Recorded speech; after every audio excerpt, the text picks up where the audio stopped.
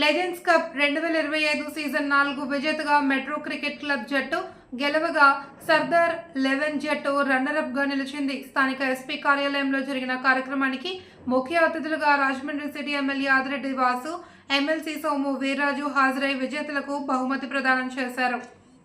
ఆదిరెడ్డి వాసు మాట్లాడుతూ రాజమహేంద్రవరం సాంస్కృతిక రాజధాని కాక క్రీడల్లో కూడా మంచి పేరు ఉంటుంది అని అన్నారు. లెజెండ్ కప్ నిర్వాహకులు బాలాజీ, జైకిషన్, కొండవీటి ప్రభాకర్, శ్రీనివాస్ చౌదరి గత 4 సీజన్లుగా నిరాటంకంగా క్రికెట్ పోటీలు నిర్వహిస్తున్నారని అభినందించారు. ఆంధ్ర క్రికెట్ అసోసియేషన్ ఆధ్వర్యంలో రాష్ట్రంలో 3 పట్టణాల్లో క్రికెట్ స్టేడియం నిర్మించేందుకు సన్నాహాలు చేస్తున్నారని తెలిపారు. రాష్ట్రంలోనే 3వ ప్రధాన నగరంగా రాజమహేంద్రవరంలో 6 ఎకరాల ఉమెన్ క్రికెట్ అకాడమీ నిర్మిస్తున్నట్లు తెలిపారు. అంతర్జాతీయ ప్రమాణాలతో 48 కోట్లతో మల్టీఫుల్ స్టేడియం ఏర్పాటు చేస్తామన్నారు. సోము వీర్రాజు మాట్లాడుతూ కూటమి ప్రభుత్వం అభివృద్ధితో పాటు క్రీడలను కూడా ప్రోత్సహిస్తుందన్నారు. రాజమహేంద్రవరం కళలకు కానాచి అని క్రీడా రంగంలో కూడా ప్రముఖ క్రీడాకారులుగా ఇక్కడ రాణించారని కొనియాడారు. నిర్వాహకులు బాలాజీ, జైకిషన్, కొండవీటి ప్రభాకర్, శ్రీనివాస్ చౌదరి ప్రయత్నానికి తమ వంతు సహాయ సహకారాలు ఎప్పుడూ ఉంటాయి అని తెలిపారు. ఈ లెజెండ్స్ కప్ సీజన్ 5 కూడా నిర్వహించాలి అని కోరారు. రాజమహేంద్రవరం సాంస్కృతిక నగరం ఎంత గొప్పగా చెప్పుకుంటామో అదే రీతిలో ఒక స్పోర్ట్స్ హబ్ కింద కూడా రాజమహేంద్రవరం తయారవుతూ ఉంది. క్రీడాకారులు అనేక మంది అనేక రంగాల్లో అభివృద్ధి చెందుతూ ఉన్నారు, ప్రతిభను కూడా ప్రదర్శిస్తూ ఉన్నారు.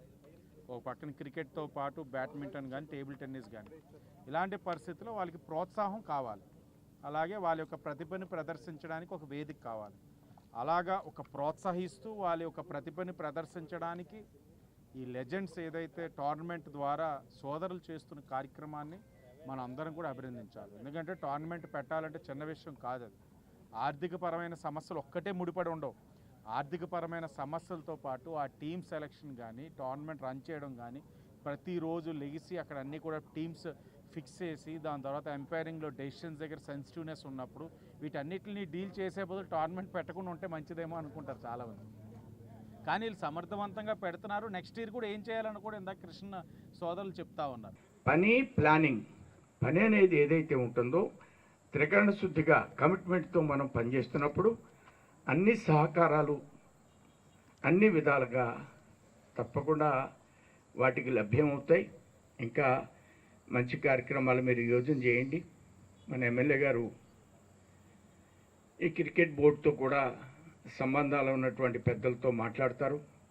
ఈ విధంగా అయినటువంటి కార్యక్రమాలు జరుగుతున్నాయని మన క్రికెట్ బోర్డు కూడా చెప్తారు. నేను కూడా విష్ణుకుమార్ రాజు గారు జాయింట్ సెక్రటరీ, వారితో కూడా చెప్తాను. సానా సతీష్ గారితో మొన్న సన్మాన సందర్భంగా ఎమ్మెల్యే గారు బాగా చనువుగా మాట్లాడారు. వారిని కూడా మీ యొక్క యాక్టివిటీని వారి దృష్టిలోకి తీసుకెళ్ళడానికి ప్రయత్నం చేస్తారు.